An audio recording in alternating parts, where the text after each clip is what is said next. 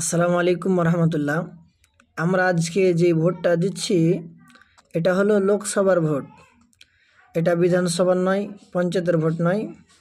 অতএব এই ভোট আপনাদের দিল্লিতে কথা বলবে। এই ভোট আপনার দেশের নিয়ম তৈরি করবে, দেশের আইন তৈরি করবে, দেশের আইনকে ভাঙবে। এই ভোটই আপনার দেশ চালাবে, এই ভোটই আপনার সব কিছু। অতএব আপনি আপনার ভোটটা নিজে দিবেন এবং খুব চিন্তা ভাবনা করে দিবেন কাকে দিবেন, কে আপনার জন্য ভালোভাবে দেশ চালাতে পারবে, কাকে দিলে আপনার দেশ শান্তিতে থাকবে, আপনার দেশ উন্নতি হবে, সেরকমভাবে আপনি ভোটটা দিবেন। কখনো আপনি কারো ফাঁদে পড়ে টাকার লোভে কিংবা আর কিছু করে আপনি যাকে তাকে ভোটটা দেবেন না। আপনি একটা ভালো শাসক আপনার দেশে তৈরি করুন, যে আপনার জন্য সকলের জন্য, পুরো দেশের জন্য কাজ করবে, পুরো দেশকে শান্তিতে রাখবে, পুরো